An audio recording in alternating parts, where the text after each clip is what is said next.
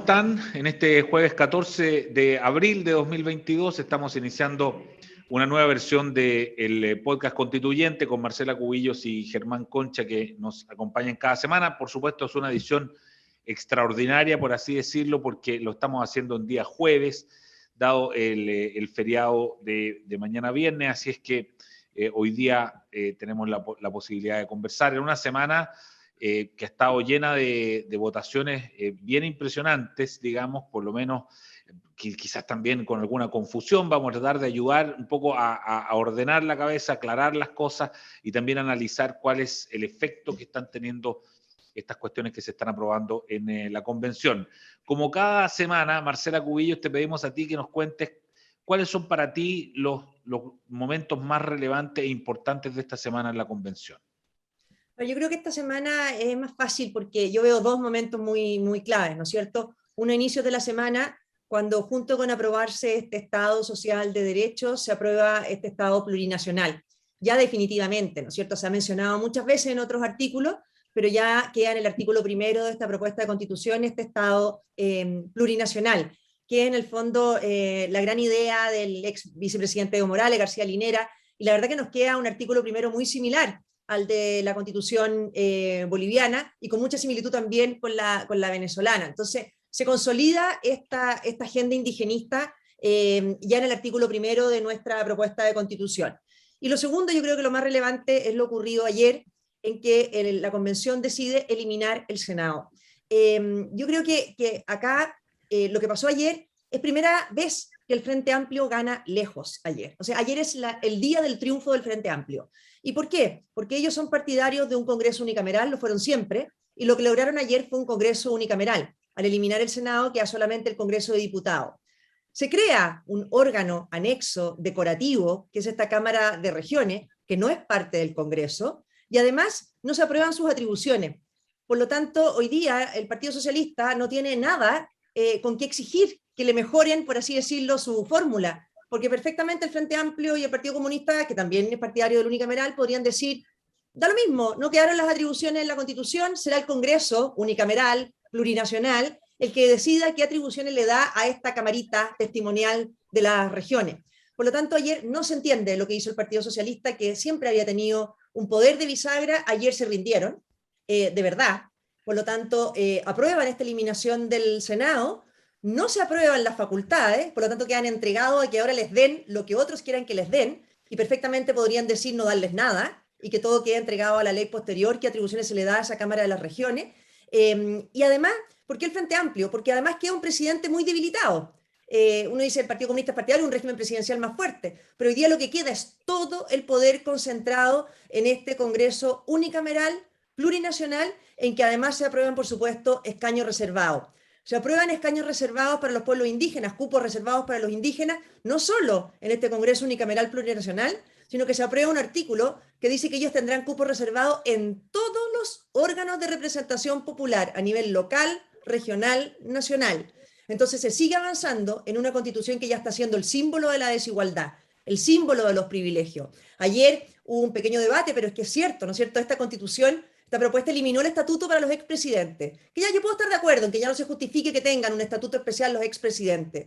Pero la presidenta Loncón mantiene un asiento ahí en primera fila del hemiciclo, porque hay un estatuto dentro de la convención para la expresidenta de la convención, y ella dice que por dignidad se sienta ahí. Entonces la verdad es que esta es una constitución que sigue estando de rodilla a la agenda de los cupos de los activistas indigenistas, en que siguen ganando, ¿no es cierto?, con este Estado plurinacional con cupo reservado, y ahora además gana esta doctrina de tener la concentración del poder en un Congreso unicameral plurinacional sin equilibrios de poderes. Esto la gente tiene que entender, no es que le cambien el nombre al Senado por Cámara de las Regiones, no, eliminaron el Senado.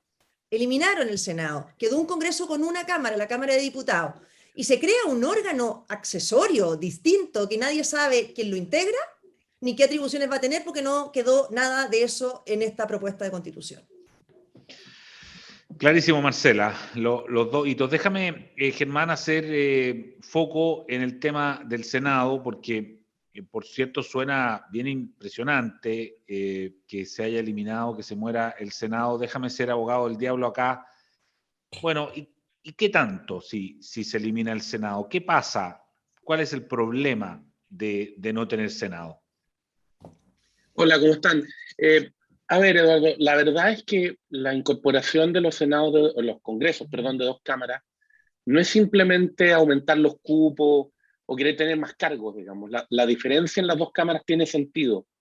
Tiene sentido de distintas perspectivas, ¿ah? Por lo tanto, la eliminación del Senado es un retroceso en el desarrollo de los congresos, me parece a mí.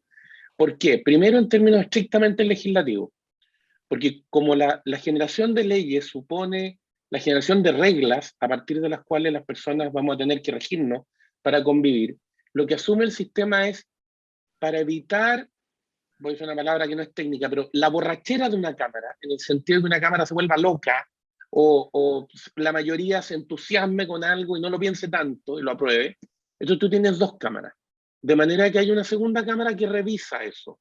Dice, a ver, discutamos de nuevo, analicemos, veamos si hay cambios de criterios, si hay cambios de opinión, si hay cosas que no se alcanzaron a analizar, etc.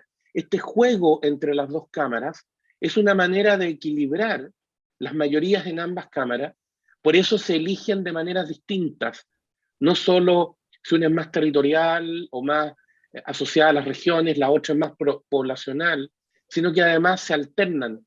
Usualmente la Cámara de Diputados se elige completa en cada elección, el Senado se elige por partes, puede ser por mitades, puede ser por tercios como en Estados Unidos. ¿Para qué? Para asegurar esos calces y precisamente evitar que una mayoría transitoria tome control de todo el Congreso, atendida la importancia que el órgano tiene. Pero además piensa tú que en un régimen presidencial, el Congreso tiene una atribución que es muy relevante, que es el juicio político. El Congreso puede destituir autoridades, no por simple falta de vinculación política, eso es en el régimen parlamentario. En un régimen parlamentario el gobierno cae porque pierde la sintonía con la mayoría, por decirlo así. En el régimen presidencial no es solo el gobierno, sino que son otras autoridades, pero además, entre otros, los ministros de la Corte Suprema, por ejemplo, pero eso refleja que el Congreso emite un juicio, de ahí su nombre, un juicio político, que es parte política, parte derecho. Y precisamente para que eso se pueda hacer, dos cámaras. La primera que hace el análisis de si al lugar o no, es decir, si aquí hay base suficiente, antecedentes, y la segunda, el Senado, que es la que juzga como jurado, y es la que toma la decisión final. De nuevo, lo mismo, para evitar que una mayoría transitoria, un entusiasmo transitorio, te cambie la institucionalidad del país, nada menos. Entonces, es tan grave, el Congreso puede destituir al presidente de la República. No solo son ciertas autoridades, es el presidente de la República. Entonces tú vas a dejar en un régimen presidencial que una cámara, una sola cámara, tome una decisión de esa magnitud, porque el presidente no puede destituir parlamentarios. Ojo, esto no es simétrico. No es que el presidente pueda destituir parlamentarios, no puede destituir parlamentarios. Es solo el Congreso el que puede destituir al presidente. Entonces, si ese freno se lo vas a dejar simplemente a una mayoría, y ahí viene una serie de otras atribuciones. El Senado habitualmente es el que autoriza nombramientos. ¿Por qué? De nuevo, porque es una Cámara que se elige distinto, que representa un poder más lento, si se quiere, que revisa más reflexivo. Entonces, el que aprueba los nombramientos para la Corte Suprema, el que aprueba el nombramiento en distintas instancias, en el Banco Central, en fin. ¿Por qué? Porque se entiende que representando a la voluntad popular, representando la soberanía expresada en urna, tiene una cierta moderación, mesura, distinta de la Cámara. No es que la Cámara sea mala, no, representan cosas distintas. Entonces, si tú tomas todas esas atribuciones adicionales y se las pasas a la Cámara, lo que generas es una concentración de poder demasiado grande, porque tienes un órgano dentro del sistema que pasa a ser el que de verdad gobierna. O sea, si hablábamos hace una semana o hace unos meses de que había en Chile parlamentarismo de facto, perdónense la expresión técnica, pero esto es parlamentarismo de jure. O sea, el derecho va a reemplazar el sistema presidencial a la mala, porque si lo que se quiere es un sistema parlamentario, que sea un sistema parlamentario, pero con las características, los controles, los contrapesos, etc.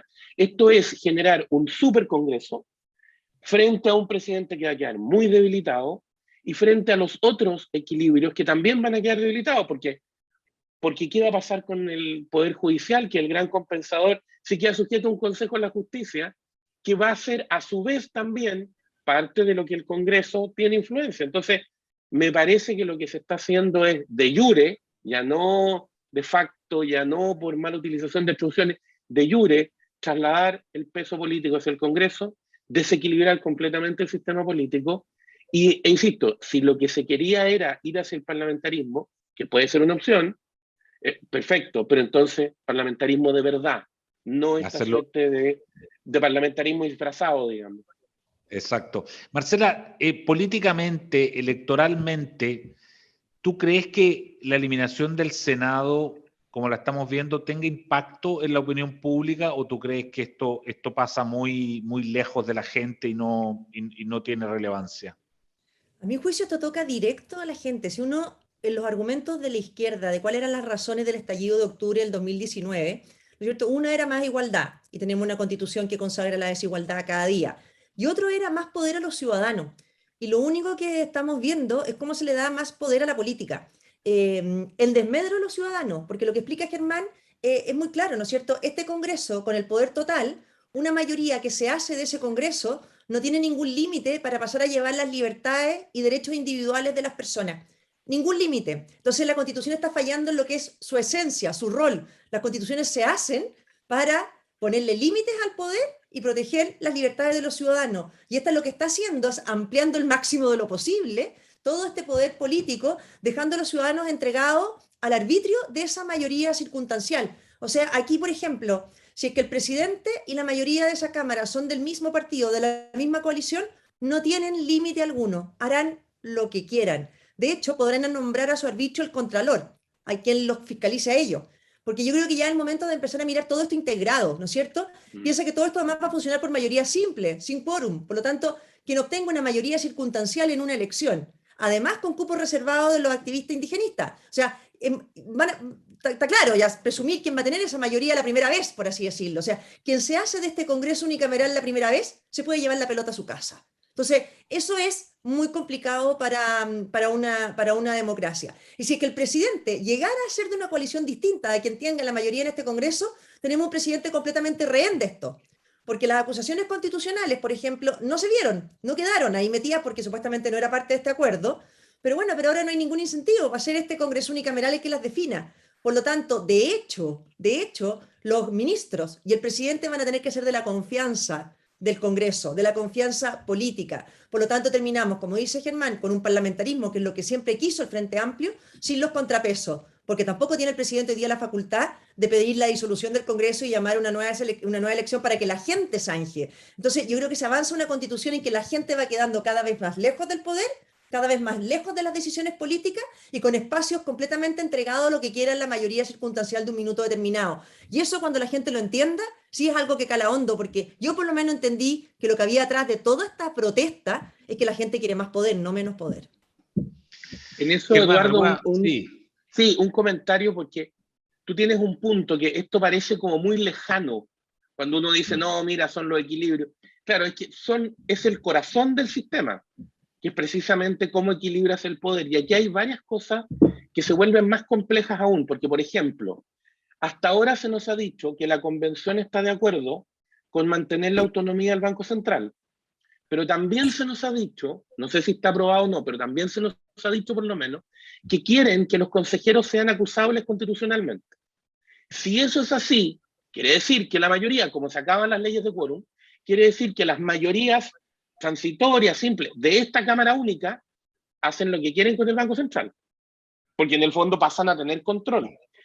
Tampoco se nos dice una segunda cosa, y es que si uno elimina las leyes de quórum, pasa a funcionar con la regla normal de funcionamiento de los congresos. Yo entiendo que están pensando en eso, no han pensado en cambiarla. Esa regla normal es que las decisiones se toman por mayoría. Mayoría simple, es decir, un voto más. Entonces la gente dice, pero es que hay que tener más de la mitad. No, porque la mayoría de los congresos están autorizados para funcionar más o menos con 1/3 de sus integrantes. Eso es lo que permite sesionar. Por lo tanto, si tú administras bien tus asistentes, tú puedes, con una mayoría que es menos de más que la mitad, ir aprobando todo, porque es la mayoría de los presentes. Esa es la regla universal de congresos, digamos. Aquí hay un tema sumamente ideológico por detrás, que es la idea de que esta esta asamblea tiene siempre razón y que por lo tanto cualquier ajuste, cualquier control que yo ponga es por definición arbitrario, un intervencionismo indebido, una traición a la voluntad popular, etc. Y lo último, y que me parece que es lo más importante, ¿cuál es la gran diferencia con el régimen parlamentario? Que en el régimen parlamentario el gobierno sale del propio parlamento, son parlamentarios. Por lo tanto, no existe una posibilidad de confusión. Y por ende, si al país no le parece lo que está haciendo el gobierno, cambia. ¿Cómo? Le quita la confianza al Parlamento, y el Parlamento tiene que hacer gobierno nuevo, o hay que llamar a elecciones. En Chile vamos a armar un híbrido que es muy peligroso, porque nominalmente vas a tener al presidente como quien gobierna, pero por la manera en que se están distribuyendo las facultades, quien de verdad va a gobernar es el Congreso. Entonces, cuando tengamos un problema, ¿qué va a pasar? Que la gente va a decir, no, la culpa es del presidente, y el presidente va a decir, no, la culpa es del Congreso. Esto ya lo vivimos, este es el gran problema del parlamentarismo mal diseñado. Y terminó mal. Que terminó mal porque no se hizo bien, digamos. Si quieren hacer parlamentarismo, háganlo bien, pero asegúrense de que el país entienda quién es responsable de qué. Lo que están armando es un sistema en que la Cámara tiene todo el poder, todo, pero parece como que el presidente tuviera alguno. Ahora, muy ad hoc al estilo, vamos a vivir en una gran asamblea universitaria. Eso es. O sea, claro. Cualquier joven que entiende y sufre lo que son las asambleas universitarias, siendo minoría muchas veces, ¿te fijas? Eso es. Esto va a ser una gran asamblea universitaria permanente, que es muy parecido a lo que pasa en la convención. Sin quórum de 2/3 incluso, por mayoría. Bueno, así entramos en este fin de semana de Semana Santa, con inquietud, por supuesto, y con este hito. Creo que no se puede minimizar, digamos, de la eliminación del Senado después de 200 años, ¿no? De historia en nuestro país. Marcela Cubillos, Germán Concha, muchas gracias, que tengan un buen fin de semana largo y nos vemos la próxima semana. Haz que estos contenidos lleguen más lejos haciéndote miembro de la Red Libero. Te invito a suscribirte aquí a nuestro canal de YouTube. Vas a estar al día con nuestros mejores contenidos y no los vas a encontrar en ninguna otra parte.